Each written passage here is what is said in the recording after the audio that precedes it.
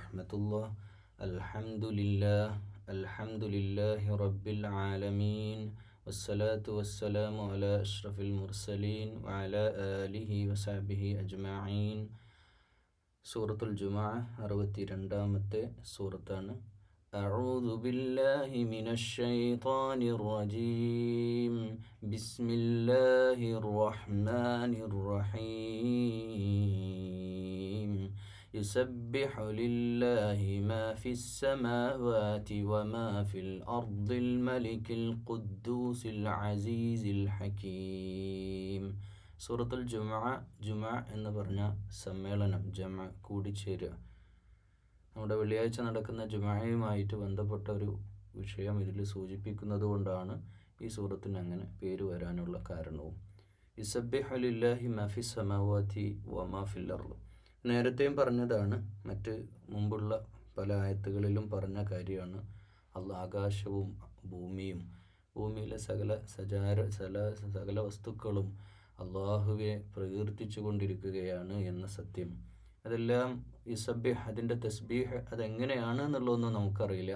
പക്ഷെ അത് പ്രകീർത്തിച്ചുകൊണ്ടിരിക്കുന്നുണ്ട്. കടലാവട്ടെ, മരങ്ങളും ചെടികളും പൂക്കളും എല്ലാ വസ്തുക്കളും അള്ളാഹിൻ്റെ ഖൽഖാണ്. നമ്മൾ കാണുന്ന, നമ്മുടെ കയ്യിലെടുക്കുന്ന, നമ്മൾ തൊടുന്ന, നമ്മൾ സ്പർശിക്കുന്ന, നമ്മൾ ആസ്വദിക്കുന്ന ഇതെല്ലാം, ഈ ഭൂമിയിലെല്ലാ വസ്തുക്കളും നമ്മളിങ്ങനെ നോക്കുമ്പോൾ ആ വസ്തുക്കളിലെല്ലാം അള്ളാഹിൻ്റെ ഖൽഖ് എന്ന പരിഗണന നമ്മൾ കൊടുക്കണം. അത് കൊച്ചു ജീവികളാണെങ്കിലും അല്ലാത്ത ഏതാണെങ്കിലും അള്ളാഹിൻ്റെ സൃഷ്ടിയാണിത്. ഇതൊരു അള്ളാഹിൻ്റെ സൃഷ്ടിയാണ്. ആ രീതിയിൽ അതിനെ ആ ഒരു കാഴ്ചപ്പാടോടെ കാണുകയും അതൊക്കെ അള്ളാഹുവിൽ തസ്ബീഹ് ചെയ്തുകൊണ്ട് പൂർണ്ണ മുസ്ലിമായാണ് ജീവിക്കുന്നത്. മുസ്ലിം അല്ലാത്ത അവസ്ഥയിൽ ജീവിക്കുക സാധ്യമല്ല. ഉദാഹരണമായിട്ട് സൂര്യൻ നമ്മളെടുക്കുക. സൂര്യനെ സംബന്ധിച്ചിടത്തോളം സൂര്യൻ അള്ളാഹ് കൊടുത്ത ഡ്യൂട്ടി ഉണ്ട്. അതൊന്നൊരു ഇഞ്ച് മാറിയിട്ട് സൂര്യൻ ഇഷ്ടം പോലെ, ഇന്ന് ഇത്രയും കാലം ഞാൻ ഭൂമിക്കല്ലേ വലയം വെച്ചത്, ഞാൻ കുറച്ച് ദിവസം ഇനി അപ്പുറത്ത് എവിടെയും പോയിട്ട് വലയം വെക്കട്ടെ, അല്ലെങ്കിൽ ഈ ഭ്രമണപഥത്തിൽ നിന്ന് മാറി കുറച്ചങ്ങോട്ട് മാറി ചിന്തിക്കട്ടെ, ഇങ്ങനെയൊന്നും ചിന്തിക്കുക സൂര്യനെ സംബന്ധിച്ചിടത്തോളം സാധ്യമല്ല. അതുപോലെ തന്നെ മലകൾ, ഒരു മരം, ഒരു തെങ്ങ് വിചാരിക്കുകയാണ് ഇന്ന് ഞാൻ അങ്ങോട്ടൊന്ന് മാറി നിൽക്കട്ടെ, കുറേ കാലമായില്ല ഇവിടെ നിൽക്കണം. ഇങ്ങനെ സ്വയം പ്രവർത്തിക്കാനോ സ്വയം ചിന്തിക്കുവാനോ സ്വയം എന്തെങ്കിലും അള്ളാഹുവിൻ്റെ നിയമനിർദ്ദേശങ്ങൾക്കെതിരെ പ്രവർത്തിക്കാനോ ഈ പ്രപഞ്ചത്തിലെ ഒരു മൺതരിക്ക് പോലും സാധ്യമല്ല. അത് ആ അവകാശം തന്നിട്ടുള്ളത് മനുഷ്യനും ജിന്നുകൾക്കും മാത്രമാണ്. അപ്പോൾ ആ അവകാശം തരിക മാത്രമല്ല, നമുക്ക് ആണ്. ഈ ജീവജാലങ്ങൾക്കൊന്നും ഇനിയൊരു ജീവിതം ഇല്ല. അവർ ഇവിടത്തോടെ തീരുകയാണ്, അല്ലെങ്കിൽ ഇതോടെ അവസാനിക്കുകയാണ്. ഈ ഭൂമിയിലെ അവസ്ഥ അവിടെ തീരുകയാണ്. നമുക്കങ്ങനെയല്ല, നമുക്ക് മറ്റൊരു ജീവിതമുണ്ട്. ജിന്നുകൾക്കും മനുഷ്യർക്കും അള്ളാഹുവിന് ഖലഖൽ ജിന്ന വൽ ഇൻസ ഇല്ലാ ലിയഅ്ബുദല്ലാഹ്, അള്ളാഹുവെ ഇബാദത്ത് ചെയ്യാനാണ് നമ്മളെ സൃഷ്ടിച്ചിട്ടുള്ളത്. അങ്ങനെ നമ്മൾ സ്വയം, എന്തുകൊണ്ടാണ് മറ്റു ജീവജാലങ്ങളിൽ നിന്ന് വ്യത്യസ്തമായി മനുഷ്യൻ ഉന്നതനാകുന്നതെന്ന് ചോദിച്ചാൽ, എല്ലാ അർത്ഥത്തിലും നമുക്ക് തെറ്റ് ചെയ്യാനും ചെയ്യാതിരിക്കാനുമുള്ള സ്വാതന്ത്ര്യം അള്ളാഹു എനിക്കും നിങ്ങൾക്കൊക്കെ തന്നിട്ടുണ്ട്. ആ സ്വാതന്ത്ര്യത്തെ നമ്മൾ അങ്ങനെ തെറ്റ് ചെയ്യാനുള്ളൊരു സ്വാതന്ത്ര്യം ഉണ്ടായിട്ട് പോലും നമ്മൾ അത് ചെയ്യാതിരിക്കുമ്പോൾ അള്ളാഹു നമ്മളെ ഇഷ്ടപ്പെടുകയാണ്. ആ ഒരു കാരണം കൊണ്ടാണ് നമ്മൾ ഉന്നതന്മാരായിട്ട് മാറുന്നത്.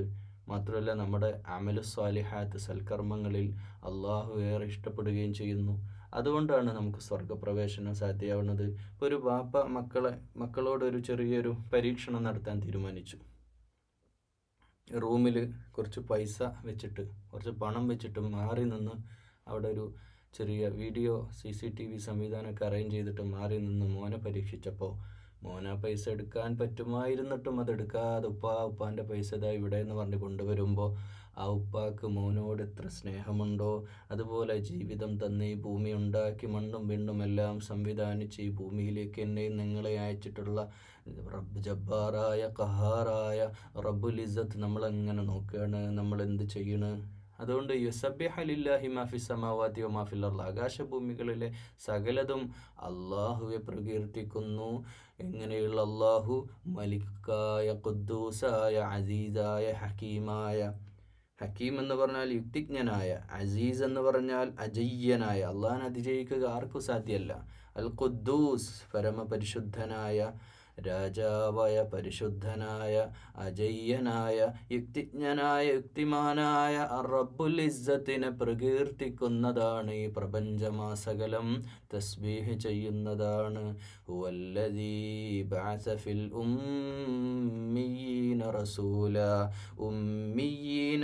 ഉമ്മിയീന അഥവാ നിരക്ഷരർക്കിടയിൽ നിന്ന് ഒരു റസൂലിനെ അയച്ചതും അവനാണ്. ഹുവല്ലദീ ബഅസ ഫിൽ ഉമ്മിയീന റസൂല. ഉമ്മിയീന എന്ന് പറഞ്ഞ നിരക്ഷരരായ അറബ് സമൂഹത്തെ 6-ാം നൂറ്റാണ്ടിൽ ഒട്ടകത്തിൻ്റെ മൂക്കുകയറ് പിടിച്ച് നടന്നിരുന്ന അപരിഷ്കൃതരായ അറബ് ജനതയിൽ നിന്ന് ഒരു പ്രവാചകനെ കൊണ്ടുവന്നതും അവനാണ്. മിൻഹും യത്ലു എന്തിനാ കൊണ്ടുവന്നത്? അലൈഹിം ആയാതിഹി അള്ളാഹുവിൻ്റെ ആയാത്തുകൾ പഠിപ്പിക്കാൻ, വയുസക്കീഹിം അവരെ സംസ്കരിക്കാൻ, വയുഅല്ലിമുഹുമുൽ കിതാബ വൽ ഹിക്മ വേദവും തത്വജ്ഞാനവും പഠിപ്പിക്കാൻ, ഹുദയിലേക്ക് വിശ്വാസത്തിലേക്ക് മാർഗദർശനം ചെയ്യാൻ. വഇൻ കാനൂ മിൻ ഖബ്ലു ലഫീ ളലാലിൻ മുബീൻ നിങ്ങൾ വ്യക്തമായ വഴികേടിലായിരുന്നു. അബ്ദുൽ മുത്തലിബിൻ്റെ കാലശേഷം ആ ഒരു കാലഘട്ടമൊക്കെ മുഹമ്മദ് റസൂലുള്ള ജന്മം കൊള്ളുന്ന സന്ദർഭത്തിലൊക്കെ എന്തുമാത്രം ഷിർക്കിലും കുഫറിലും ആണ്ടുപൂണ്ടു നിന്ന സമൂഹമായിരുന്നു മക്കയിലെ മുശ്രിക്കുകൾ, മക്കയിലെ ഖുറൈശികൾ. ഉറുമ്പ WWW വാർ വൈൻ വുമൺ എന്തുമാത്രം പെണ്ണും കള്ളും യുദ്ധവുമല്ലാതെ അവരുടെ മുമ്പിൽ യാതൊരു അജണ്ടയുമില്ല. ഒരു പോലീസ് സംവിധാനമില്ല, ഒരു നഗര സംവിധാനമില്ല, ഒന്നുമില്ലാത്ത ഒരു സിവിലൈസേഷൻ പോലും ഒന്നുമല്ലാത്ത ഒരു വെറും തീർത്ഥാടന കേന്ദ്രം പോലെ ഇങ്ങനെ ഉള്ളൊരു നാട്. അതിൽ ഒരുപാട് പ്രതിഷ്ഠകൾ, 360ഓളം വിഗ്രഹങ്ങൾ. അങ്ങനെ ഷിർക്കിലും ബിദ്അത്തിലും കുഫറിലും മാത്രമല്ല തികഞ്ഞ അരാജകത്വത്തിലും നിന്ന ഒരു വല്ലാത്ത സമൂഹമായിരുന്നു മക്കയിലെ ജനസമൂഹം. അതിലേക്കാണ് പുണ്യപ്രവാചകന്റെ കടന്നുവരവ്. മുഹമ്മദുർ റസൂലുള്ളാഹി സ്വല്ലല്ലാഹു അലൈഹി വസല്ലം. ആ പ്രവാചകൻ മുഹമ്മദ് റസൂലുള്ള ജനങ്ങളെ സംസ്കരിച്ചു, അള്ളാഹിൻ്റെ ആയാത്തുകൾ പഠിപ്പിച്ചു, ജനങ്ങളെ ഇൽമ പഠിപ്പിച്ചു, വിശുദ്ധ ഖുർആൻ പഠിപ്പിച്ചു, ഹിക്മത്തും പഠിപ്പിച്ചു, ജീവിതത്തിൽ എങ്ങനെ ഓരോ കാര്യങ്ങൾ കൈകാര്യം ചെയ്യണം, കുടുംബരംഗം എങ്ങനെയാവണം, ദാമ്പത്യജം എങ്ങനെ മുന്നോട്ട് കൊണ്ടുപോകണം, അങ്ങനെ തുടങ്ങി ജീവിതത്തിൻ്റെ സകലമാന കാര്യങ്ങളും പഠിപ്പിക്കാൻ വന്ന എക്കാലത്തും മാതൃകായോഗ്യനായ വേദഗ്രന്ഥങ്ങൾ മനുഷ്യരിലേക്ക് എത്തിക്കാൻ അള്ളാഹു തെരഞ്ഞെടുത്തു. പക്ഷെ ഇവിടെ ഈ തെരഞ്ഞെടുപ്പിലൊക്കെ വിരൽ പിടിച്ചൊരു സമൂഹം അന്ന് തന്നെ ഉണ്ടായിരുന്നു എന്നുള്ള സത്യം. അന്ന് തന്നെ ഈ ഒരു മുഹമ്മദ് റസൂലുള്ള അറബിയായി എന്നുള്ളത് കൊണ്ട്, അതും ഈ ഉമ്മിയായിട്ടുള്ള നമ്മളിപ്പോൾ കാണുന്നില്ലേ ആദിവാസികളെ നമ്മളിപ്പോൾ എന്തൊക്കെ പറഞ്ഞു കഴിഞ്ഞാലും അവർ നമ്മളിപ്പോൾ പറയോ നമ്മുടെ ഇന്ത്യ രാജ്യത്തിന് ഒരു ആദിവാസി പ്രസിഡന്റ് വരണം, അത് ഞാനങ്ങനെ പറയുമ്പോൾ തന്നെ നിങ്ങൾക്ക് ആദിവാസിയോ എന്ന് പറയല്ലേ. കാരണം എന്തുകൊണ്ടാണ്? അവർ എഡ്യൂക്കേറ്റഡ് അല്ല, അല്ലേ? നമ്മളങ്ങനെയല്ലേ കാണുക. നമ്മളിപ്പോൾ ഒരു പ്രസിഡന്റ് സ്ഥാനത്തേക്ക് അല്ലെങ്കിൽ ഒരു പ്രധാനമന്ത്രി പദത്തിലൊക്കെ നിൽക്കുമ്പോൾ ആളുകൾ മറ്റു രാജ്യങ്ങളിലൊക്കെ പോയിട്ട് സംസാരിക്കേണ്ട ആളാണ്. ഒരു ആദിവാസിക്ക് അത് സാധിക്കുമോ? ഇല്ല.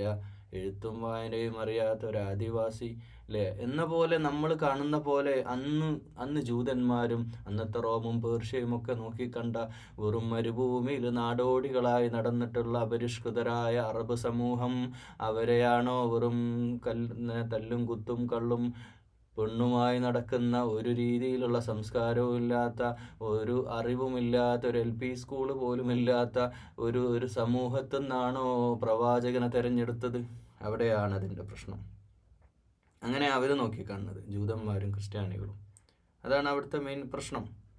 എന്നാലാവട്ടെ ഈ ഹുവല്ലദീ ബഅസ ഫിൽ ഉമ്മീന, ഈ നിരക്ഷരർക്കിടയിൽ നിന്ന് അള്ളാഹു കണ്ടെത്തിയതിൻ്റെ അതിൻ്റെ യുക്തി അള്ളാഹ്ക്കറിയാം. ഒന്ന് അറബ് ഭാഷ, ആ ഭാഷാപരമായിട്ടുള്ള അതിൻ്റെ ഗുണം. നമ്മളിപ്പോൾ വായിക്കുന്ന അറബി ഭാഷ അവർക്ക് സംസാരിക്കാൻ അറിയാം. അപ്പോൾ ഈ ഒരു അറബ് ഭാഷയുടെ മഹത്വം കൊണ്ടാകണം, അല്ലെങ്കിൽ അതൊക്കെ അല്ലാഹു ആലം. ഒരു പക്ഷേ ഇനിയും ജൂതന്മാരുടെ പരമ്പര നമ്മൾ മുമ്പ് ചർച്ച ചെയ്ത വിഷയമാണ്, എന്നാലും ഒന്നുകൂടെ പോവാണ് അതിലേക്ക്. ജൂതന്മാർക്കായിരുന്നു, ഇനിയും ബനി ഇസ്രായേലിൽ നിന്നായിരുന്നു ഒരു പ്രവാചകനെങ്കിൽ നമ്മൾ ആലോചിച്ച് നോക്കുക. അവർക്ക് ലഭിച്ചിട്ടുള്ള സകലമാന പ്രവാചകന്മാരെയും അതിൽ തുടർന്നുള്ള ആയത്തിൽ പറയുന്നുണ്ട്, ഞാൻ വിശദീകരിക്കുക അതിലേക്ക്. വആഖരീന മിൻഹും ലമ്മാ യൽഹഖൂ ബിഹിം വഹുവൽ അസീസുൽ ഹകീം. വആഖരീന മിൻഹും ലമ്മാ യൽഹഖൂ ബിഹിം, ഇനിയും അവരിലേക്ക് വന്നു ചേർന്നിട്ടില്ലാത്ത അവസാന നാളുകളിലൊക്കെ ഇനിയും മറ്റുള്ളവരിലേക്കും, അവർക്ക് മാത്രമല്ല ലോകാവസാനം വരെയുള്ള ജനതകൾക്ക് മാർഗദർശകനായിട്ട് അയക്കപ്പെട്ടവനാണ് മുഹമ്മദുർ റസൂലുള്ളാഹ് എന്ന് പറഞ്ഞു നിർത്താതെ വഹുവ ഏതൊരുവൻ അള്ളാഹു അസീസാണ്, അജയ്യനാണ്, യുക്തിജ്ഞനാണ്. ഇതല്ലാൻ്റെ ഹിക്മത്താണ്. ലോകാവസാനം വരെയുള്ള ജനതകൾക്ക് മാർഗദർശകനായിട്ട് അന്ത്യപ്രവാചകൻ മുഹമ്മദുർ റസൂലുള്ളയെ സല്ലല്ലാഹു അലൈഹി വസല്ലം അയച്ചിട്ടുണ്ടെങ്കിൽ അത് വലിയൊരു ഹിക്മത്താ.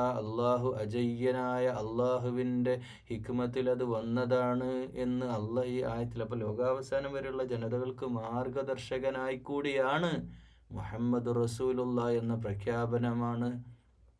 ذلك فضل الله يؤتيه من يشاء والله ذو الفضل العظيم.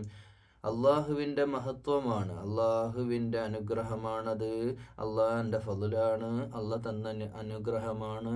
അള്ളാഹ് തന്ന യുതീഹി മൻ യശാ, അവൻ ആർക്കാണോ ഉദ്ദേശിക്കുന്നത് അവർക്ക് കൊടുക്കും. അത് അറബികൾക്ക് വേണോ അജമികൾക്ക് വേണോ, അതാരെയാ ഏത് ലോകത്തിൻ്റെ ഭാഗത്ത് അന്ത്യപ്രവാചകനെ കാത്തിരുന്ന ജൂത സമൂഹം, അന്ത്യപ്രവാചകനെ പറ്റി വാദോരാതെ സംസാരിച്ചു കൊണ്ടിരുന്ന ക്രൈസ്തവ ലോകം, അവരുടെയും കണ്ണ് തള്ളിപ്പോയി.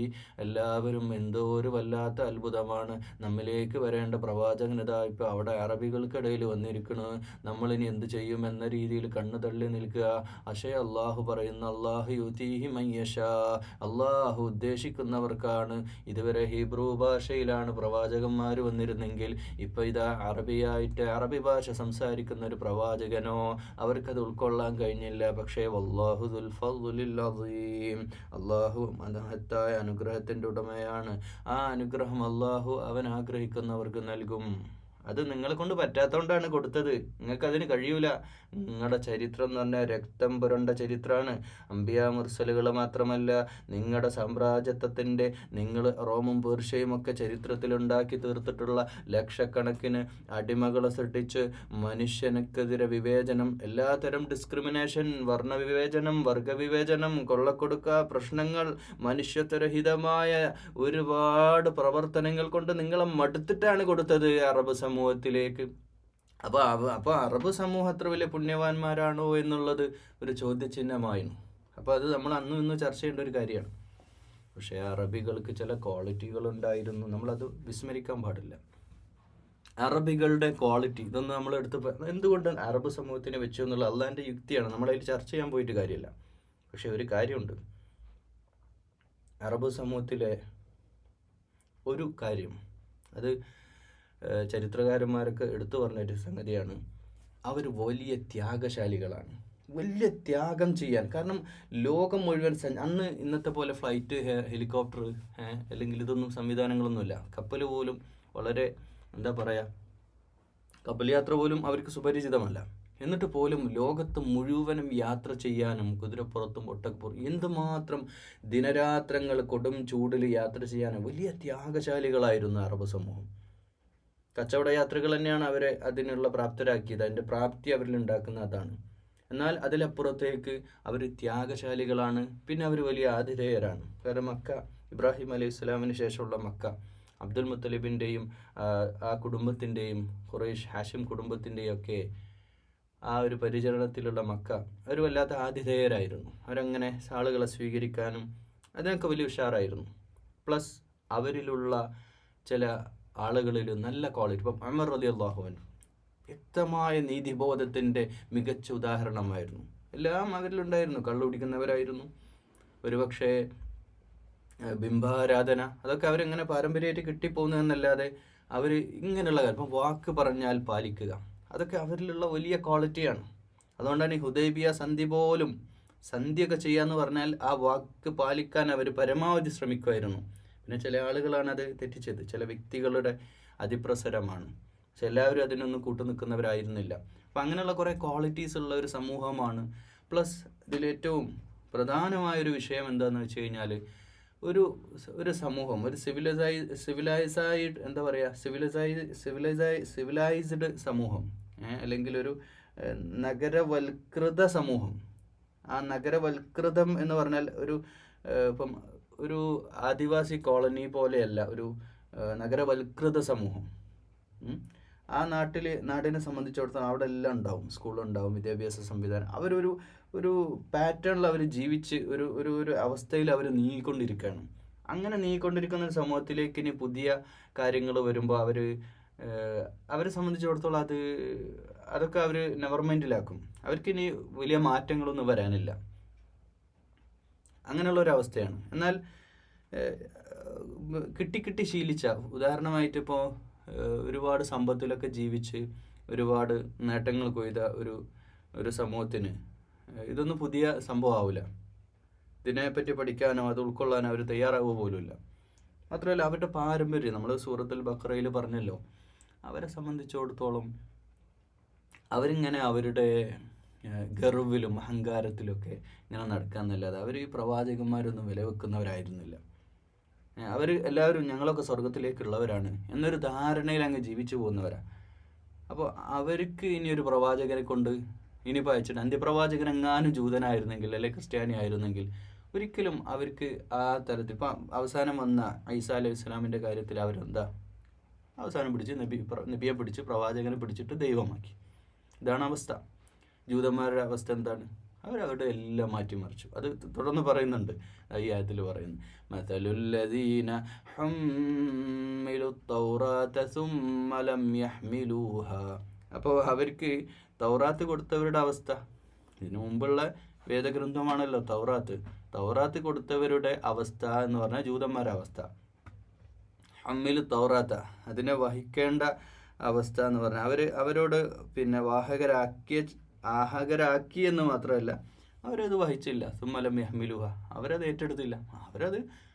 തൗറാത്ത് കിട്ടി. ഹാറൂൻ നബിയും അലൈഹിസ്സലാം, മൂസ അലൈഹിസ്സലാമും 40 ദിനരാത്രങ്ങൾ പോയതും തൗറാത്തുമായിട്ട് വന്നതൊക്കെ അവരത് കിട്ടിയത് ഏറ്റെടുത്തു. പക്ഷെ അവരതനുസരിച്ച് ജീവിച്ചിട്ടൊന്നുമില്ല. ഇത് പറയുമ്പോൾ ഇന്നത്തെ മുസ്ലിം സമൂഹം ഞാനും നിങ്ങളുമായിട്ട് നമ്മുടെ ജീവിതമായിട്ട് തട്ടിച്ചു വെക്കുമ്പോഴാണ് അവരത് ഏറ്റെടുത്തു, അതവരെ വഹിച്ചു, അവരത് വാങ്ങി വെച്ചു. അവരെ വീട്ടിൽ അലമാരയിൽ പെട്ടിയിൽ സൂക്ഷിക്കാൻ അവർ വാങ്ങി വെച്ചു എന്നല്ലാതെ അത് അവർ ഉപയോഗിച്ചിട്ടില്ല. കമസലിൽ ഹൈമാരി, ഏതുപോലെ അവർക്കൊരു ഉപമ പറയുകയാണെങ്കിൽ, ഒരു ഹിമാരി യഹ്മിലു അസ്ഫാറ, പിന്നെ പുസ്തകക്കെട്ടുമായിട്ട് ഇങ്ങനെ ഒരു കഴുത ഇങ്ങനെ ഭാരം ചുമക്കണ മാതിരി അവരത് കൊണ്ടുനടന്നതല്ലാതെ അത് വായിച്ചു നോക്കാനോ, അത് ഭാരം ചുമക്കാനോ, അത് ശരിക്കും ഇതൊരു ഭാരമാണല്ലോ. ജീവിതത്തിൽ അള്ളാഹിനനുസരിച്ച് ജീവിക്കുക എന്ന് പറഞ്ഞാൽ അത് നമ്മുടെ ജഡിക താല്പര്യങ്ങളെ, നമ്മുടെ ഇഷ്ടങ്ങളെ, നമ്മുടെ ഹവകളൊക്കെ മാറ്റി വെച്ചിട്ട് വേണം ഈ പണി ചെയ്യാൻ. അപ്പോൾ അതിന് അവർ തയ്യാറായിട്ടില്ല എന്നുള്ളതാണ് ഇവിടെ ഉദ്ദേശിക്കുന്നത്. അപ്പോൾ മസലിൽ ഹൈമാർ, ഒരു കഴുത ഭാരം ചുമക്കുന്ന പോലെ അവരതിനെ ചുമന്നു എന്നാണ്. മാത്രമല്ല ബീസ മസലുൽ ഖൗമുല്ലദീന കസ്സബൂ ബി ആയാത്തില്ല, അള്ളാഹുവിൻ്റെ ആയാത്തുകളെ അവർ നിഷേധിക്കുകയും ചെയ്തു. അതിലുള്ള സത്യങ്ങളെ, അള്ളാഹുവിൻ്റെ നിയമനിർദ്ദേശങ്ങളെ അവർ വഴിപ്പെട്ട് ജീവിക്കുന്നതിന് പകരം അവർ അവരുടെ ഇഷ്ടത്തിന് ജീവിക്കുകയും ഇത് തള്ളിക്കളയുകയും ചെയ്തു. അതും ജൂതന്മാർ ചെയ്തു. ഇനി അവരിലേക്ക് ഇനി അടുത്ത പ്രവാചകനും ഇടണം എന്നാണോ? അല്ലേ? അതുകൊണ്ട് തന്നെ അത് സാധ്യമല്ല, അത് സംഭവ്യമല്ല, അത് നടക്കൂല. വല്ലാഹു ലാ യഹ്ദിൽ ഖൗമൽ ളാലിമീൻ. ദുൽമ ചെയ്ത് ജീവിക്കുന്ന അതിക്രമികളായ ജനതയ്ക്ക് അള്ളാഹു ഒരിക്കലും മാർഗദർശനം ചെയ്യുകയുമില്ല. അപ്പോൾ ഈ ഒരു ലോക ചരിത്രത്തിൽ ഇത്രയേറെ നന്ദികേട് കാണിച്ചൊരു സമൂഹമാണ് ജൂത സമൂഹത്തിലെ.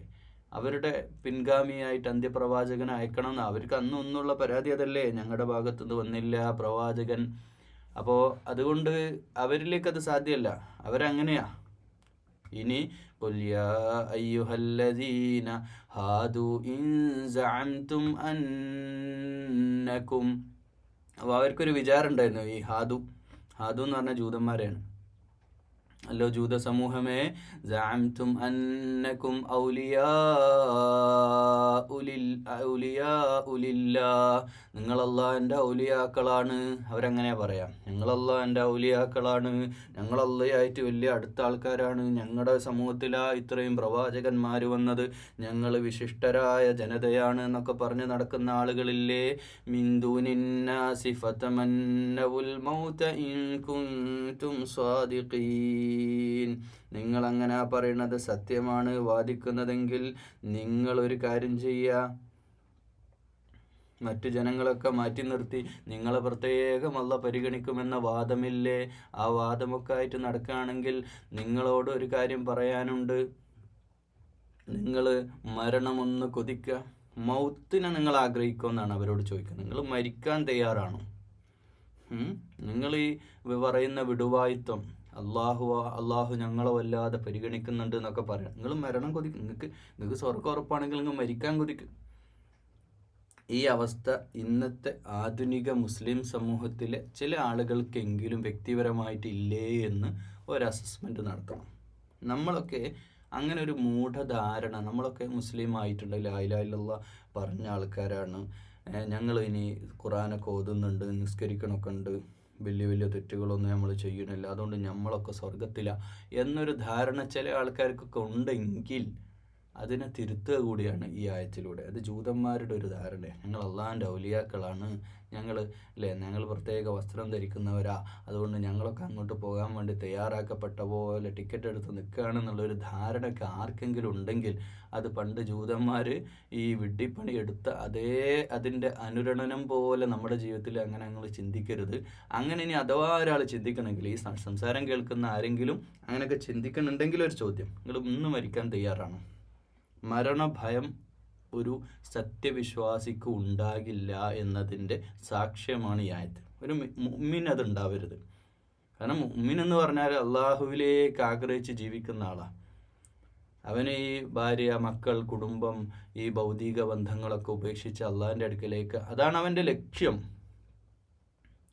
ഇപ്പം കഴിഞ്ഞ സൂറത്തിൽ പറഞ്ഞില്ലേ, നിങ്ങളുടെ മക്കളും നിങ്ങളുടെ സമ്പത്തൊന്നും നിങ്ങളെ അള്ളാഹുവിൽ നിന്ന് അശ്രദ്ധരാക്കുക, അള്ളാഹുവിൻ്റെ മാർഗത്തിൽ നിന്ന് നിങ്ങളെ ലഘുവിലാക്കാതിരിക്കട്ടെ, അശ്രദ്ധയിലാക്കാതിരിക്കട്ടെ എന്ന് പറഞ്ഞില്ലേ. അതിതാണ് നമ്മളുടെ ആത്യന്തികമായ ലക്ഷ്യം, അള്ളാഹുവാണ്. അപ്പോൾ അതിൻ്റെക്കുള്ള വഴിയാണ് നമ്മുടെ കുടുംബം, മക്കളും ഭാര്യയും ഒക്കെ ഈ ഭൂമിയിൽ ജീവിക്കുമ്പോൾ ഉണ്ടാകുന്നത്. പക്ഷെ അതിലേക്ക് ഒരു ഓവർ അറ്റാച്ച്മെൻറ്റും, ആ അറ്റാച്ച്മെൻറ്റിൻ്റെ അടിസ്ഥാനത്തിൽ നമ്മൾ ആ ഒരു എന്താ പറയുക, നമ്മൾ ഇതിങ്ങനെ കെട്ടിപ്പിടിച്ച്, ദുനിയാവ് ഇങ്ങനെ കെട്ടിപ്പിടിച്ച് ജീവിക്കുന്ന ഒരവസ്ഥ ഉണ്ടാവാൻ പാടില്ല. ولا يتمنونه أبدا بما قدمت أيديهم والله عليم بالظالمين. എന്നാൽ അവരൊരിക്കലും അങ്ങനെ അത് ആഗ്രഹിക്കൂല. എങ്ങനെ ആഗ്രഹിക്കൂല? മരണം ആഗ്രഹിക്കൂല. അബദം ബിമാ ഖദ്ദമത് ഐദീഹിം, കാരണം അവരുടെ കൈകൾ ചെയ്ത പ്രവർത്തനങ്ങളാണ്. അവരൊരുപാട് തെറ്റുകൾ ചെയ്തിട്ടുണ്ട് ദുനിയാവിൽ, അതുകൊണ്ടൊരിക്കലും അവർ മരിക്കാനൊന്നും ആഗ്രഹിക്കൂല. അവരുടെ മനസ്സിൽ മുഴുവൻ ചീത്തയാ. വല്ലാഹു അലീമും ബിദ്ദാലിമീൻ, അക്രമികളെ അള്ളാഹുവിന് നന്നായിട്ടറിയാം അക്രമികളെ. قل إن الموت الذي تفرون منه فإنه ملاقيكم, അതുകൊണ്ട് പറയുക, മരണത്തിൽ നിന്ന് നിങ്ങൾ ഏതൊരു മരണത്തിൽ നിന്നാണോ നിങ്ങൾ ഓടി അകലാൻ ശ്രമിക്കുന്നത്, അത് നിങ്ങളിൽ എത്തിച്ചേരുക തന്നെ ചെയ്യും. മരണത്തെ നിങ്ങൾ മുലാഖാത്ത് ചെയ്യും, കണ്ടുമുട്ടും. മരണം നിങ്ങളെ തേടിയെത്തുക തന്നെ ചെയ്യും. സുമ്മ തുറദ്ദൂന ഇലാ ആലിമിൽ ഗൈബി വശഹാദതി ഫയുനബ്ബിഉകും ബിമാ കുൻതും തഅമലൂൻ.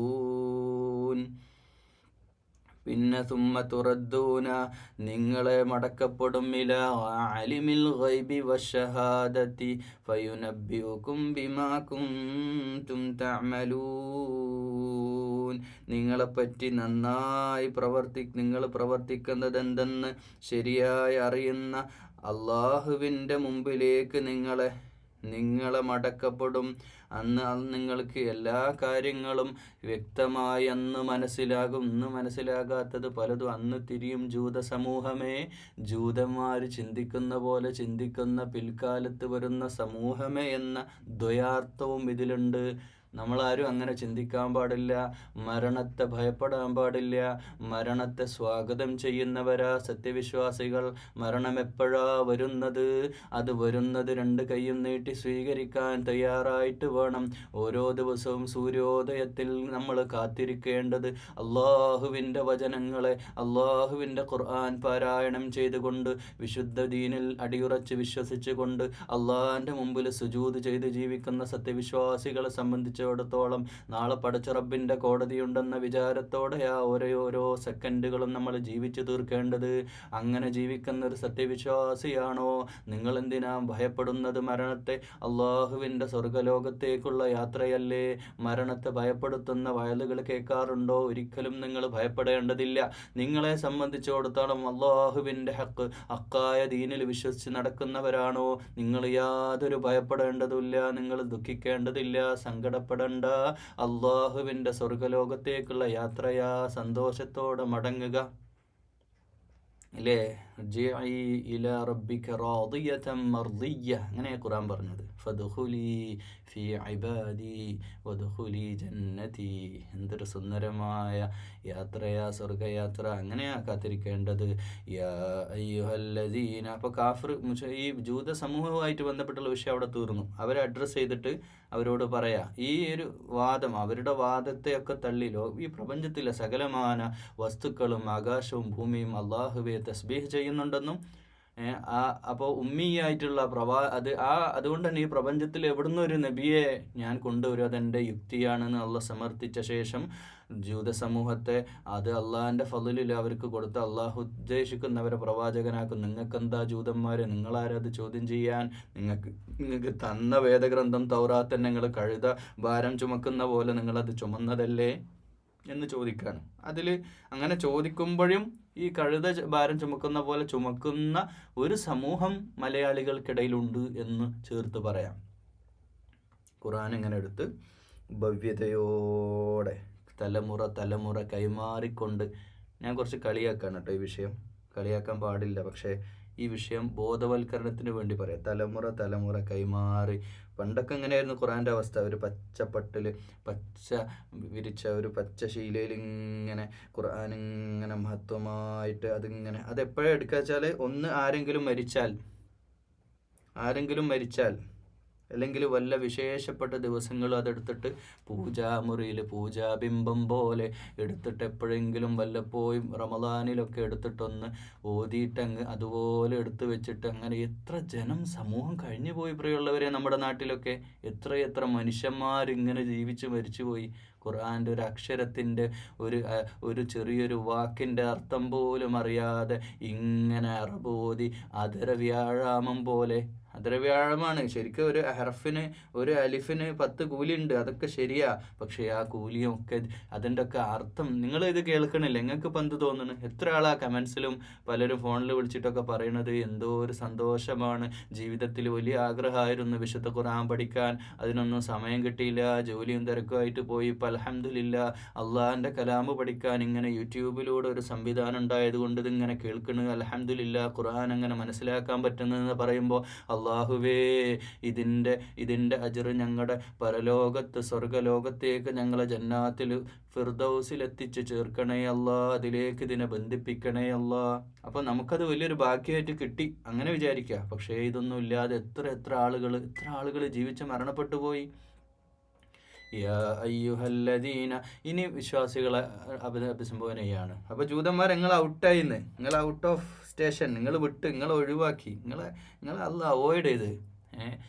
നിങ്ങൾക്ക് ഇനി ഖുർആനെ ഫോളോവർ ആകുക എന്നുള്ളത് മാത്രമേ നിങ്ങളുടെ മുമ്പിലുള്ളൂ. അല്ലാതെ നിങ്ങൾ ഇനി നിങ്ങളുടെ ഷിയാറുകളും അടയാളങ്ങളൊക്കെ ആയിട്ട് നിങ്ങൾ ജീവിച്ചിട്ട് വലിയ കാര്യമൊന്നുമില്ല. നിങ്ങൾക്ക് അവർക്ക് ശനിയാഴ്ച ഒരു പ്രത്യേക ദിവസമായിട്ട് ഒരുമിച്ച് കൂടാനും അള്ളാഹുവിനെ ദിക്റ് ചെയ്യാനൊക്കെ ഉള്ള ഒരു സംവിധാനമൊക്കെ പ്രത്യേകമായൊരു വിശുദ്ധിയൊക്കെയുള്ള ദിവസമാക്കി വെച്ചിരുന്നു. ഇനി അതുപോലെ ഔട്ടാക്കാണത്. യാ അയ്യുഹല്ലദീന ആമനൂ, അല്ലയോ സത്യവിശ്വാസികളെ, വിശുദ്ധ ഖുർആൻ അനുസരിക്കുന്നവരെ, ഇദാ നൂദിയ ലിസ്സലാത്തി മിൻ യൗമിൽ ജുമഅതി ഫസ്അഉ ഇലാ ദിക്രില്ലാഹി വദറുൽ ബൈഅ.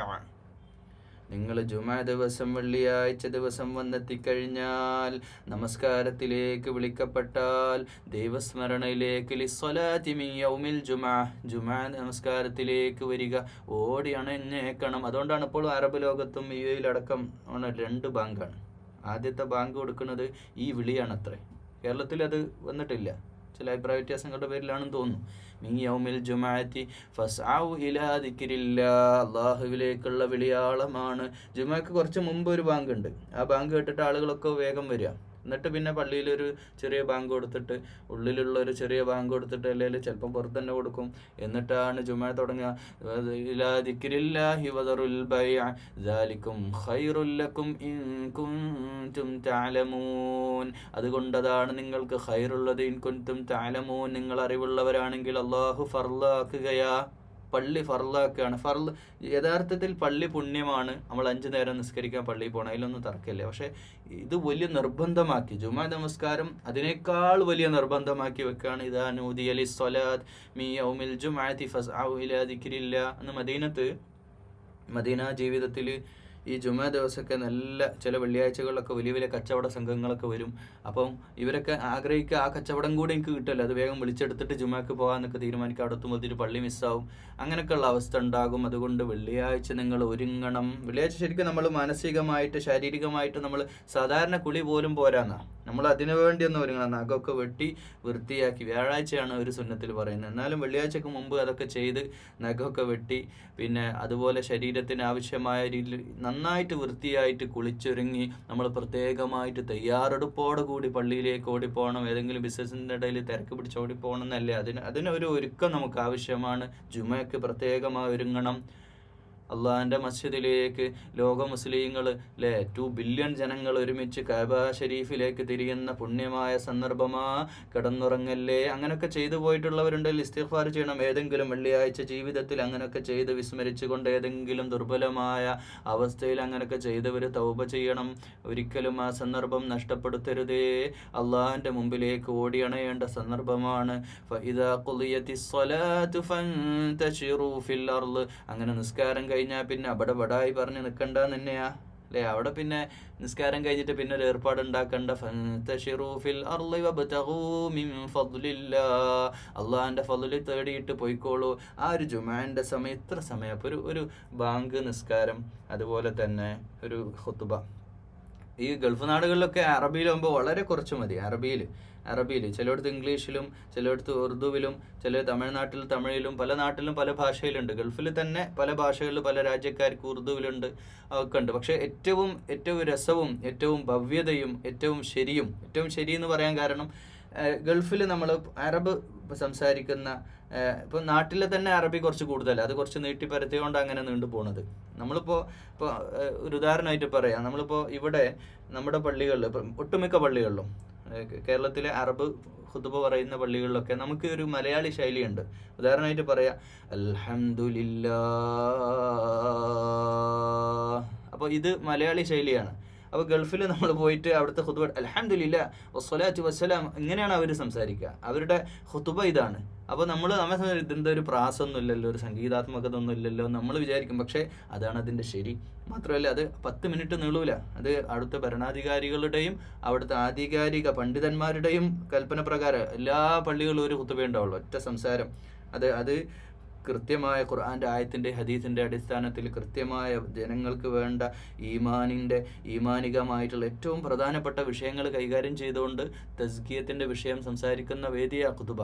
അതങ്ങനെ ഹംദ്, സ്വലാത്ത്, അതുപോലെ തന്നെ ഇങ്ങനെയുള്ളൊരു ഓർമ്മപ്പെടുത്തൽ, ഒരു തസ്കിയത്തിൻ്റെ സംസാരം, എന്നിട്ട് ദുആയിൽ അവസാനിക്കുന്ന ഒരു ചെറിയ 10 മിനിറ്റ്, എന്നിട്ട് ഓതുന്ന സൂറത്ത് പോലും കേരളത്തിലാണ് ഈ ഒരു പിന്നെ നമ്മൾ പറയുക സൂറത്തുൽ ആല, സൂറത്തുൽ ഗാഷിയ, അത് വിട്ടിട്ട് കളിയില്ല. കേരളത്തിൽ അങ്ങനെ ഓതുന്ന കേൾക്കുക. എത്രയോ സമയം എടുത്തിട്ട് ചിലരൊക്കെ നീട്ടി രാഗത്തോടെ മണിച്ചിട്ട്, ഇവരൊക്കെ ഈ വെള്ളിയാഴ്ച എന്ന് പറഞ്ഞു കഴിഞ്ഞാൽ തന്നെ കേരളത്തിൽ പ്രത്യേകിച്ച് വർക്കിംഗ് ഡേ ആണ്. കേരളത്തിൽ ഇപ്പം ഷാർജയിലോ അല്ലെങ്കിൽ അല്ലെങ്കിൽ ഗൾഫിലെ പല നാടുകളിലും പല രാജ്യങ്ങളിലും ഈ വെള്ളിയാഴ്ച ഒഴിവു ദിവസമാണ്. പക്ഷെ ഇവിടെ അങ്ങനെയല്ല, ഇവിടെ വർക്കിംഗ് ഡേ ആണ്. അതൊക്കെ മാനിക്കണ്ടേ? ഈ ഖത്തീബുമാർക്കെങ്കിലും ബോധം വേണ്ടേ? തലയിൽ ഓളം വേണ്ടേ? അവരെ കളിയാക്കിയല്ല, അധിക്ഷേപിക്കല്ല. പക്ഷെ ഇത് ചെയ്യുന്നവരെ ഓളമില്ല എന്ന് തന്നെയല്ലേ പറയേണ്ടത്. എൻ്റെ ജീവിതത്തിലും ഉണ്ടായിട്ടുണ്ട് ഒരു അനുഭവം, അത് ചേർത്ത് പറയുക. ജുമാ സംസാരിക്കുമ്പോൾ ഒരിക്കലും ഒരു എക്സാം എഴുതുന്ന സന്ദർഭത്തിൽ എക്സാമിൻ്റെ സമയം തുടങ്ങാൻ ഇനി കുറച്ച് സമയമുള്ളൂ, ഒരു വെള്ളിയാഴ്ച ദിവസം. എന്നിട്ടൊരു പള്ളിയിൽ കയറി കുടുങ്ങി പടച്ചുറപ്പേ, എന്തോ ഇയാളെന്ത് നീട്ടിപ്പരത്തി പറയാണ്, ഇയാൾക്കൊന്ന് ഇറങ്ങിപ്പോയാലോ എന്ന് ആഗ്രഹിച്ചു. സമയം തെറ്റി, അവിടെ എന്തോ എക്സാമൊക്കെ തുടങ്ങിയിട്ടുണ്ട്. ശപിച്ചുകൊണ്ടാണ്. ഇങ്ങനെയുള്ള എത്ര ആളുകൾ ശപിക്കുന്നുണ്ടാവും, ഖത്തീബിനെ ശപിക്കുന്നുണ്ടാവും. ഇതൊന്നും മുമ്പിൽ ഇമാമിങ്ങൾക്ക് വരെ നിർദ്ദേശം ഉണ്ടാണ്. എന്താ ഇമാമിങ്ങളുടെ പള്ളിയിൽ നിസ്കാരത്തിന് നേതൃത്വം വഹിക്കുന്ന പള്ളിയിലെ ഇമാമിങ്ങൾ, അവർ നിസ്കാരം തന്നെ നീട്ടിക്കൊണ്ടുപോകരുതെന്നാണ്. നിസ്കാരം തന്നെ മഗ്‌രിബ് നിസ്കാരമാവട്ടെ, ഇശ ആവട്ടെ, സുബഹി, അതിനാണല്ലോ നമ്മൾ നീട്ടി ഓതുക. അത് നീട്ടി ഓതരുത്. മഗ്‌രിബിനൊക്കെ നബി സല്ലല്ലാഹു അലൈഹി വസല്ലമയുടെ സുന്നത്തെടുക്കുകയാണെങ്കിൽ ഏറ്റവും നല്ല സൂറത്തുന്നാസും ഫലക്കും അവിടെ തീർക്കുക, ചെറിയ സൂറത്തിൽ തീർക്കുക. എന്തിനാണ് ചില പള്ളിയിലൊക്കെ കയറിയ പടച്ച റബ്ബേ, നമ്മൾ തറാവീഹ് നിസ്കരിക്കാനാണോ കയറിയത് എന്ന് തോന്നിപ്പോവും. എന്തിനാ ഇത്രയൊക്കെ? യഥാർത്ഥത്തിൽ ഇൽമുള്ളവർക്കറിയാം, നിസ്കാരത്തിൻ്റെ വാജിബായിട്ടുള്ള ഫർളായിട്ടുള്ള കാര്യമല്ല സൂറത്ത് ഓതുക എന്നുള്ളത്. ഫാത്തിഹ ഓതിയാലും നിസ്കാരം അല്ലാഹ് ഖബൂൽ ചെയ്യും. എന്നാലാവട്ടെ ഏറ്റവും അഫ്ളൽ നമ്മൾ സൂറത്ത് ഓതണം എന്ന് തന്നെയാണ്. പക്ഷേ ഇതാണ് ഇതിൻ്റെ ഫിഖ്ഹിൻ്റെ വശങ്ങളൊക്കെ നമ്മൾ പഠിക്കുമ്പോഴാണ്. ഈ വിവരക്കേടിന് കയ്യും കാലും വെച്ചാൽ എന്താ ചെയ്യുക? ആളുകൾക്ക് ഇതൊക്കെ വേണത്രേ. ഇത് ചില ആളുകളുടെ ശാഠ്യമായിരിക്കും. ചില പള്ളിയിലുള്ള കമ്മിറ്റിക്കാർ പറയും ഇശാക്ക് അത്ര പോരാ, കുറച്ച് അധികം ഓതണം. എന്നിട്ടോ പാവങ്ങളായ ആൾക്കാർ എല്ലാവരും ഈ സെറ്റിലായിട്ടുള്ള ആളുകൾ, ഇത് വേറെ വിഷയമാണ്, നമ്മളെ പറഞ്ഞു പോകുമ്പോൾ അങ്ങനെ പറഞ്ഞു പോവാണ്. ചില ആൾക്കാരൊക്കെ പള്ളിയിൽ ഈ തയക്കും പയക്കും വന്ന ആൾക്കാരുണ്ടാവുമല്ലോ, ജീവിതമൊക്കെ ഏകദേശം കഴിഞ്ഞ് അവസാന കാലത്തിയ ആൾക്കാരുണ്ടാവും. അവസാന കാലത്തിയ എന്ന് പറഞ്ഞാൽ അവർക്ക് പ്രത്യേകിച്ച് പണിയൊന്നുമില്ല, പെൻഷനൊക്കെ ആയി, ഇനിയിപ്പം അതൊക്കെ നോക്കി നടന്നത്, വേറെ പണികളൊന്നുമില്ല, പള്ളിയിൽ ഇങ്ങനെ ഇരിക്കുക, ഓതുക, അതൊക്കെ തന്നെയാണ്. അപ്പോൾ ഇവരെ സംബന്ധിച്ചിടത്തോളം ഇത് എത്ര ആയാലും കുഴപ്പമില്ല. ഇനി 1 മണിക്കൂർ നീണ്ടാലും തറാവീഹ് പോലെ ഇശാ നിസ്കരിച്ചാലും ഒന്നും കുഴപ്പമില്ല, സുബഹിക്കൊക്കെ എത്ര ആയാലും കുഴപ്പമില്ല. ബാക്കിയുള്ളവർ അങ്ങനെയല്ലല്ലോ. അവരൊക്കെ ഇതിപ്പം ഞാൻ UAE നിൽക്കുന്ന സന്ദർഭത്തിൽ അവിടെ അത് വലിയൊരു ചർച്ചാ വിഷയമായി. ഒരു മിസ്രിയായിട്ടുള്ളൊരു കാര്യം വന്നു, വലിയ കാര്യമാണ്, കേൾക്കാൻ നല്ല മനോഹരമാണ്, പക്ഷേ നല്ല രസമാണ്, എല്ലാം കേൾക്കുക, എല്ലാവരും ഭയങ്കര ഫോളോവേഴ്സൊക്കെ ഉള്ള കാര്യമാണ്. പക്ഷേ പ്രശ്നം, അദ്ദേഹം നിസ്കാരം തുടങ്ങിയ പിന്നെ നിർത്തൂല. ഇശാ നിസ്കാരം ചില മഗ്‌രിബിനൊക്കെ അടുത്ത് തുടങ്ങിയാൽ പിന്നെ അദ്ദേഹം വൈകാരികമായിട്ട് ഓതി ഇങ്ങനെ പോകും. ഇവിടെ ആൾക്കാർ എന്ന് പറഞ്ഞാൽ ഗൾഫിലൊക്കെ എന്ന് പറഞ്ഞാൽ നമുക്കറിയില്ലേ, ആൾക്കാർ മിനിറ്റുകൾക്കും സെക്കൻഡുകൾക്കും വേണ്ടിയിട്ട് എത്തിയില്ലെങ്കിൽ അവർക്ക് പണി പോവും. അവർ അത്രയും സ്ട്രിക്റ്റ് ആയിട്ടുള്ള ഓഫീസുകളിൽ വർക്ക് ചെയ്യുന്നവരാ. ഫയർഫോഴ്സിലും അതുപോലെ തന്നെ പോലീസിലും ആശുപത്രിയിലും ഒക്കെ വർക്ക് ചെയ്യുന്ന നഴ്സുമാരടക്കമുള്ള ആളുകൾ, ഡോക്ടേഴ്സ് ഉണ്ട്, പള്ളിയിൽ വരുന്നവർ. ഇവർക്കൊക്കെ വലിയ ബുദ്ധിമുട്ടായി. അവസാനം ഈ ഇമാമിനെതിരെ പരാതി പോയി. അങ്ങനെ ആ ഇമാമിനെ അവിടുന്ന് പിരിച്ചുവിടുന്ന സാഹചര്യം വരെ ഉണ്ടായി.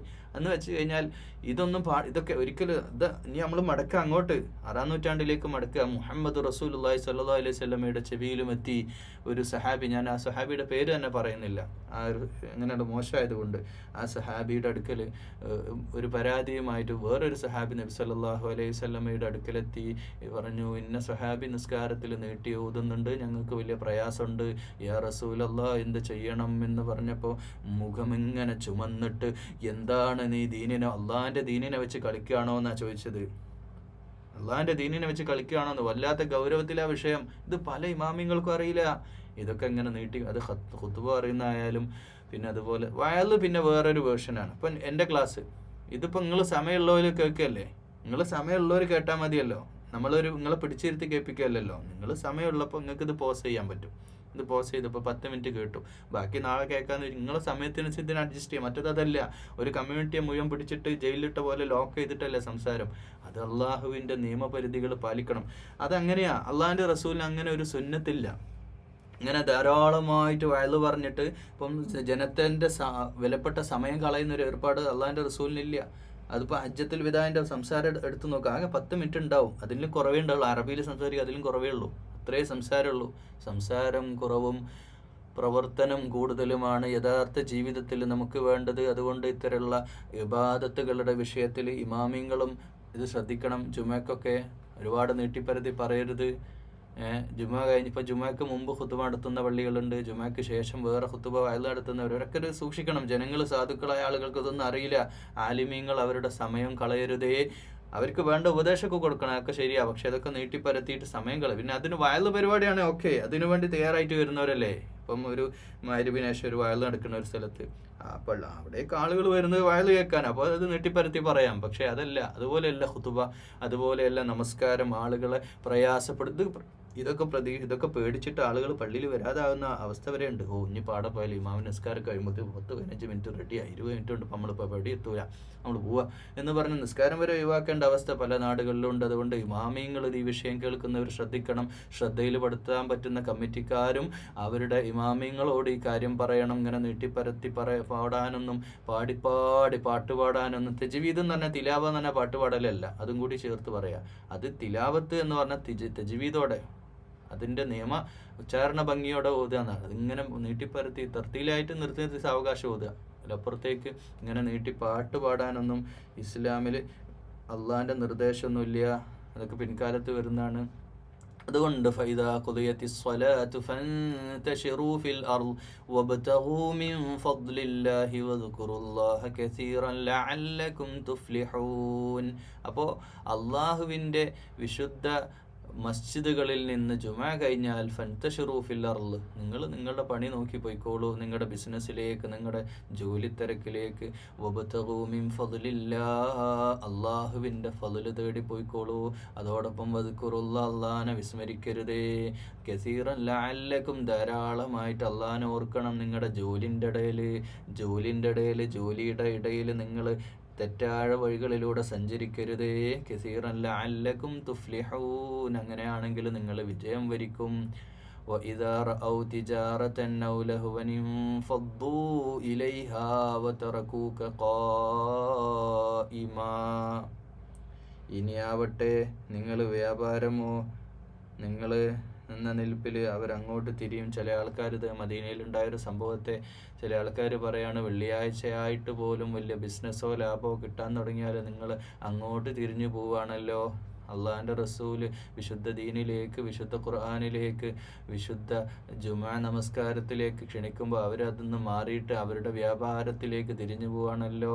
ഖുൽ മാ ഇൻദല്ലാഹി ഖൈറും മിനൽ ലഹ്വി വമിനത് തിജാറ, അള്ളാഹുവിൻ്റെ പക്കലുള്ളത് ഈ വ്യാപാരത്തിൽ കിട്ടുന്ന ലാഭത്തെക്കാളും ഇതുപോലുള്ള വിനോദങ്ങളെക്കാളും വിശിഷ്ടമായതാണ്. ഈ കച്ചവടത്തെക്കാളും ലഹുവിനേക്കാളും ഒക്കെ വിലപ്പെട്ട, വലിയ വിലമതിക്കാൻ പറ്റുന്ന മൂല്യമത്തായ കാര്യങ്ങളാണുള്ളത്. അതുകൊണ്ട് വല്ലാഹു ഖൈറുർ റാസിഖീൻ, അള്ളാഹുവാണ് ഏറ്റവും നന്നായിട്ട് റിസ്ക് നൽകുന്നത്.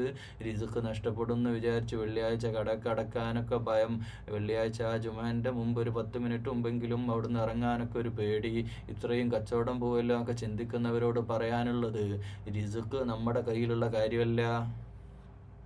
അല്ലേ? പിശുക്കന്മാർ നമ്മൾ പല സന്ദർഭത്തിലും അള്ളാഹുവിൻ്റെ ശക്തിയെ അള്ളാഹ് റാസിഖാണ് എന്നാണ് പറഞ്ഞാൽ പോരാ. അള്ളാഹ് നമുക്ക് റിസ്ക് നൽകുന്ന ഈ സമ്പത്ത് മുഴുവനും അള്ളാഹ് തരുന്നതെന്ന് അത് നമ്മൾ വിശ്വസിച്ചാൽ മാത്രം മതി. ചില സന്ദർഭത്തിലൊക്കെ നമ്മൾ നമ്മുടെ പൈസ ലാഭിക്കാൻ വേണ്ടി ചില കാര്യങ്ങളൊക്കെ ചെയ്യും, വലിയ പിശുക്കൊക്കെ കാണിക്കും. എന്നാലും അതിൻ്റെ അപ്പുറം അള്ളാഹു നമ്മൾക്ക് വലിയ സാമ്പത്തിക നഷ്ടം ഉണ്ടാക്കുകയും ചെയ്യും, നമ്മുടെ സാമ്പത്തികമായിട്ട് ഞെരുക്കും ചെയ്യും. എന്നാൽ ചില വിഷയത്തിലൊക്കെ നമ്മൾ വേണ്ടാന്നട് വെച്ച പല വിഷയങ്ങളെ അപ്പോൾ വലിയ നഷ്ടമായിട്ട് നമുക്ക് പോകുന്നത്, ആ പൈസ പോയല്ലോ, നമുക്ക് നഷ്ടമായല്ലോ എന്നൊക്കെ നമുക്ക് തോന്നും. ഇപ്പോൾ സ്വതക്ക ചെയ്യുന്ന ഒരാളുടെ മാനസികാവസ്ഥ അതല്ലേ. പൈസ കൊടുത്തു, ഒരു 10,000 രൂപ സ്വതക്ക കൊടുത്തു, പക്ഷേ ആ 10,000 ഉണ്ടെങ്കിൽ കൊടുത്തിട്ട് പിന്നെ ചിന്തിക്കുക, ആ 10,000 ഉണ്ട്, ഇപ്പോൾ ഈ കാര്യങ്ങൾ ചെയ്യാനല്ലോ, അതാക്കായിരുന്നു. പിന്നെ ഇങ്ങനെ മനസ്സിൽ തോന്നുകയാണ്. അങ്ങനെ തോന്നാൻ പാടില്ല. അത് ശരിക്കും പൈശാചികമാണ് ആ ചിന്ത. കൊടുത്തു കഴിഞ്ഞ ശേഷം പിന്നെ തോന്നിയാൽ പിന്നെ പോയി എന്നാണ്, ആ പൈസ തന്നെ പോയി, നമുക്ക് ആ നഷ്ടം, രണ്ട് ദുനിയാവിലും പോയി പരലോകത്തും പോയി എന്നുള്ളതാണ്. അങ്ങനെ തോന്നാൻ പാടില്ല. പക്ഷേ മാനസികമായിട്ട് നമ്മൾ ചില ആളുകൾക്ക് അങ്ങനെ ഒരു തോന്നലുണ്ടാവും പൈസ കൊടുത്തു കഴിയുമ്പോൾ. പക്ഷേ അള്ളാഹു നമ്മളറിയാത്ത വഴികളിലൂടെ ആ ഒരു വർഷം തന്നെ, ചിലപ്പോൾ 1-2 വർഷത്തിൻ്റെ ഉള്ളിലൊക്കെ വല്ലാതെ നമ്മുടെ ജീവിതത്തിലേക്ക് വല്ലാത്ത ഒരുപാട് അനുഗ്രഹങ്ങൾ, ഒരുപാട് സാമ്പത്തികമായ പ്രവാഹം തന്നെ നമുക്കുണ്ടാവും. ഒരുപാട് പൈസ ഉണ്ടാവും, നിഅമത്ത് അല്ലാഹ് തരും. അതുകൊണ്ട് ആ കാര്യത്തിൽ യാതൊരു ഭയം വേണ്ട. വെള്ളിയാഴ്ചയുടെ വിഷയത്തിൽ നമ്മൾ വളരെ ആത്മാർത്ഥമായിട്ട് പള്ളിയിലേക്ക് നേരത്തെ തന്നെ ഒരുങ്ങിച്ചെല്ലുക. ജുമാ നമസ്കാരം നമുക്ക് നിർബന്ധമാക്കിയതാ. അതുകൊണ്ട് ആ വിശുദ്ധിയിൽ തന്നെ ഉറങ്ങാൻ വേണ്ടി പോകരുത്. ചില പള്ളിയിലൊക്കെ ആൾക്കാരിങ്ങനെ, അടുത്തുള്ള ആൾ ഒരിക്കലും, എൻ്റെ തൊട്ടടുത്തുള്ള ആളിങ്ങനെ കൂർക്കം വലിക്കുന്ന സൗണ്ട് വരെ വന്നു എന്നുള്ളതാണ്. എന്ന് വെച്ചാൽ പാവങ്ങളായിരിക്കും, ഒരുപാട് ജോലി തിരക്കൊക്കെ ആയിരിക്കും, അതിൻ്റെ അടുക്ക് ഓടിക്കതച്ച് വന്നവരാ. ഈ ഗൾഫിലൊക്കെ ഉള്ള നല്ല എയർ കണ്ടീഷൻഡ് പള്ളി കൂടിയാകുമ്പോൾ പിന്നെ അവരിങ്ങനെ സുഖമായിട്ട് ഉറങ്ങുന്ന ഒരു സമയം, പറയുന്നത് എന്തായാലും തിരിയണമില്ല. അങ്ങനെയുള്ളൊരവസ്ഥയൊക്കെ ഉണ്ട്. അള്ളാഹു അതൊക്കെ മാറ്റി കുറച്ചൊക്കെ തിരിയുന്ന അവസ്ഥയിൽ എത്തണം എന്നുള്ളതാണ്. അള്ളാഹുമ്മ പടച്ച റബ്ബിനോട് ദുആ ചെയ്യുക, അല്ലാഹുവേ റബ്ബി സിദ്നി ഇൽമൻ നാഫിഅ വ അമലൻ മുതഖബ്ബല വ റിസ്ഖൻ ഹലാലൻ. അപ്പോൾ ഇൽമുൻ നാഫിഅ ആയിട്ടുള്ള ഇൽമ് ഉണ്ടാകാൻ വേണ്ടി നമ്മൾ പ്രാർത്ഥിച്ചുകൊണ്ടിരിക്കണം. അല്ലാഹുവേ ഞങ്ങൾക്ക് ഇൽമ് വർദ്ധിപ്പിച്ച് തരണേ അല്ലാഹുവേ ജൂത സമൂഹം കഴുതപ്പുറത്ത് ഭാരം ഗ്രന്ഥം വഹിച്ച പോലെ അതുപോലെ ഞങ്ങളെ ആക്കല്ലേ അല്ലാ. ഈ ഖുർആനെ അത് വേണ്ട പോലെ മനസ്സിലാക്കാനും ജീവിതത്തിൽ പകർത്താനും തൗഫീഖ് ചെയ്യണേ അല്ലാഹുവേ ഞങ്ങളുടെ ജീവിതത്തിൽ ഞങ്ങളുടെ ഹൃദയത്തിലേക്ക് വിശുദ്ധ ഖുർആനെ ഇറക്കണേ അല്ലാഹുവേ ഞങ്ങളുടെ മനസ്സുകളിലേക്ക് വിശ്വാസത്തിൻ്റെ ദീപം തെളിയിക്കണേ അല്ലാഹുവേ ഞങ്ങളുടെ കൽബകങ്ങളിൽ ഖുർആന്റെ പ്രകാശം കൊണ്ട് നിറക്കണേ അല്ലാഹുവേ ഞങ്ങളുടെ ജീവിതത്തിൽ അത് ഉൾക്കൊണ്ടുകൊണ്ട് ജീവിതത്തിൽ ഖുർആനായി ജീവിക്കാൻ, ഖുർആനെ മനസ്സിലാക്കിക്കൊണ്ട് തദബ്ബുർ ചെയ്തുകൊണ്ട് ജീവിക്കാൻ തൗഫീഖ് ചെയ്യണേ ജീവിതത്തിൽ എപ്പോഴെങ്കിലും ജുമുഅ നഷ്ടപ്പെട്ടിട്ടുണ്ടെങ്കിൽ അല്ലാഹുവേ പുറത്തു തരണേ കൊച്ചു ജീവിതകാലമാ, ഏതാനും ജുമുഅ നമസ്കാരങ്ങളേ ഉള്ളൂ അല്ലാഹുവേ. എല്ലാ ജുമുഅക്കും പള്ളിയിൽ ചെല്ലാനും നിസ്കരിക്കാനും അത് കബൂൽ ചെയ്യപ്പെടുന്ന രീതിയിൽ തഖ്വയോടെ ഖുശൂഅോടെ നിസ്കരിക്കാനും തൗഫീഖ് ചെയ്യണേ അല്ലാഹുവേ. വിശുദ്ധ ഖുർആൻ അത് വീണ്ടും വീണ്ടും പറയാ അല്ലാഹുവേ. ഇത് മനസ്സിലാക്കാനുള്ള തൗഫീഖ് എല്ലാ മലയാളികൾക്കും പ്രത്യേകിച്ച് നൽകണേ വിശുദ്ധ ഖുർആൻ അറിയാതെ എത്രയോ തലമുറകൾ തന്നെ മനസ്സിലാക്കാതെ ഒരു വട്ടം പോലും അത് മലയാളത്തിൽ മനസ്സിലാക്കാതെ അങ്ങനെ ജീവിച്ച് മരണപ്പെട്ടു പോയവർ ഒരുപാടുണ്ടല്ലോ. അവർക്ക് പുറത്തു കൊടുക്കണേ അതിന്ന് മാറി ഇന്ന് വിശുദ്ധ ഖുർആൻ മനസ്സിലാക്കാൻ താല്പര്യത്തോടെ വന്ന് കേൾക്കുന്നവർ അല്ലാഹുവേ ഇത് സ്വാലിഹായ ഒരു അമലായി സ്വീകരിക്കണേ. അതിലപ്പുറം ഇതിൽ നിന്ന് ഞങ്ങൾക്ക് ജീവിതത്തിൽ മനസ്സിലാക്കി പ്രചോദനം ഉൾക്കൊണ്ടുകൊണ്ട് നിന്റെ മുമ്പിൽ സുജൂദിൽ ചെയ്യാൻ, ജീവിതത്തിൽ സൂക്ഷ്മത പാലിക്കാൻ അല്ലാഹുവേ തൗഫീഖ് ചെയ്യണേ ജൂത സമൂഹം പറഞ്ഞ പോലെ ഞങ്ങൾ പറയുന്നില്ല അല്ലാഹുവേ. ഞങ്ങൾക്ക് നിന്റെ ഔലിയാക്കളെന്ന് പറയുന്നില്ല, നിന്റെ സ്വർഗം ഞങ്ങൾക്ക് നീ വാഗ്ദാനം ചെയ്തു എന്നൊന്നും പറയുന്നില്ല അല്ലാഹുവേ. ഞങ്ങൾക്ക് നീ പുറത്തു തരണമേ നന്ദിയുള്ള ഒരു ആബിദാക്കി നല്ലൊരു അടിമയാക്കി ഞങ്ങളെ മാറ്റണേ അല്ലാഹുവേ. ജീവിതത്തിൽ മൂല്യമുള്ളവരാക്കണേ സത്യം പറയുന്നവരാക്കണേ വാക്ക് പാലിക്കുന്നവരാക്കണേ വിശ്വസ്തതയുള്ളവരാക്കണേ അല്ലാഹുവേ. മറ്റുള്ളവരെ ചതിക്കാൻ, മറ്റുള്ളവരെ ഏതെങ്കിലും രീതിയിൽ പ്രയാസപ്പെടുത്തുന്നവരിൽ ഞങ്ങളെ ആക്കല്ലേ ഞങ്ങളുടെ നാവിനെ സൂക്ഷിക്കുന്നവരാക്കണേ ഏഷണിയും ഗീബത്തുമായിട്ട് ഒരിക്കലും ഒരാളെയും പറ്റിയും സംസാരിക്കുന്ന അവസ്ഥ ഞങ്ങൾക്ക് വരുത്തല്ലേ അല്ലാഹുവേ. ഞങ്ങളുടെ കണ്ണിനെ സൂക്ഷിക്കാൻ പ്രത്യേകമായ തൗഫീഖ് ചെയ്യണേ ഇന്ന് കാഴ്ചയുടെ ലോകമാ, കാഴ്ച കണ്ട് മടുക്കാത്ത ലോകമാ. തെറ്റായ കാഴ്ചകളാ റബ്ബേ. മൊബൈൽ സ്ക്രീനിൽ, കമ്പ്യൂട്ടറിൽ, മാത്രമല്ല ടി വിയും എല്ലാം തുറന്നു കഴിഞ്ഞാൽ തെറ്റായ കാഴ്ചകളാ, തെറ്റായ വർത്തമാനങ്ങളാ. അല്ലാഹുവേ ഇതൊന്നും ഞങ്ങളെ കേൾപ്പിക്കല്ലേ, കാണിപ്പിക്കല്ലേ അല്ലാഹുവേ. ഞങ്ങളുടെ മനസ്സിനെ നിയന്ത്രിക്കാൻ, തെറ്റായ കാര്യത്തിൽ നിന്ന് മനസ്സിനെ നിയന്ത്രിക്കാൻ തൗഫീഖ് ചെയ്യണേ അല്ലാഹുവേ. ഞങ്ങളുടെ മനസ്സിൻ്റെ ഉള്ളിലെ വികാരങ്ങൾ, വിചാരങ്ങൾ അതൊക്കെ നന്നാക്കി തരണേ നല്ലത് ചിന്തിക്കാനുള്ള മനസ്സ് തരണേ മനസ്സിനെ നന്നാക്കി തരണേ അല്ലാഹുവേ. ഞങ്ങളുടെ അമലുകളെല്ലാം നിന്നിലേക്ക്, നിന്റെ നല്ല നീയത്തോടുകൂടി നിന്നിലേക്കുള്ള ഉദ്ദേശം മാത്രമാക്കി ഞങ്ങളുടെ അമലുകളെ നീ സ്വീകരിക്കണേ അല്ലാഹുവേ. നിന്റെ യഥാർത്ഥ ദാസന്മാരിൽ ഞങ്ങൾ ഉൾപ്പെടുത്തണേ അംബിയ മുർസലുകളുടെ, പുണ്യശുഹദാക്കളുടെ, പുണ്യപ്രവാചകന്മാരുടെ പരമ്പരയിൽ, ആ താബിഈങ്ങളുടെ പരമ്പരയിൽ അല്ലാഹുവേ ഞങ്ങളെയും ഉൾപ്പെടുത്തണേ അല്ലാഹുവേ. ഞങ്ങളുടെ വീട്ടിലുള്ള എല്ലാവരെയും ഹിദായത്തിലാക്കണേ ഈ ഖുർആന്റെ വെളിച്ചം അവരുടെ ഹൃദയങ്ങളിലേക്കും എത്തിക്കണേ അല്ലാഹുവേ. ഞങ്ങളുടെ നാടിനെ അനുഗ്രഹിക്കണേ ഞങ്ങളുടെ മാതാപിതാക്കളെ പ്രത്യേകം അനുഗ്രഹിക്കണേ അവരെ ജീവിതകാലം അവർ മരിക്കുന്നത് വരെ നല്ലപോലെ നോക്കാൻ അല്ലാഹുവേ, അവരെ പരിചരിക്കാൻ ഞങ്ങൾക്ക് തൗഫീഖ് ചെയ്യണേ ഞങ്ങളുടെ ഭാര്യയെ, ഞങ്ങളുടെ മക്കളെ, ഞങ്ങളുടെ അയൽവാസികളെ, ഞങ്ങളുടെ കുടുംബങ്ങളെ അല്ലാഹുവേ എല്ലാവരെയും ജന്നാത്തുൽ ഫിർദൗസിൽ ഒരുമിച്ച് ചേർക്കണേ ആരെങ്കിലും വല്ല രീതിയിലും വഴിവിട്ട് ജീവിക്കുന്നുണ്ടെങ്കിൽ അള്ളാഹു അവരൊക്കെ ഹിദായത്തിലാക്കി സിറാത്തുൽ മുസ്തഖീമിലേക്ക് അവരെയും എത്തിക്കണേ യാ അല്ലാ. അള്ളാഹുവേ, പറയുന്നതിലപ്പുറം പ്രസംഗിക്കുന്നതിലപ്പുറം ജീവിതത്തിൽ തഖ്വയോടെ സൂക്ഷ്മതയോടെ വിശുദ്ധിയുള്ള ജീവിതം നയിക്കാൻ ഞങ്ങൾക്കെല്ലാവർക്കും തൗഫീഖ് ചെയ്യണേ അല്ലാ. അല്ലാഹുമ്മ ഗ്ഫിർ ലിൽ മുഅ്മിനീന വൽ മുഅ്മിനാത്ത് വൽ മുസ്ലിമീന വൽ മുസ്ലിമാത്ത് വൽ അഹ്യാഇ മിൻഹും വൽ അംവാത്ത് ഇന്നക മുജീബുദ് ദഅവാതി യാ ഖാദിയൽ ഹാജാത്ത്. اللهم ربنا أجرنا من النار.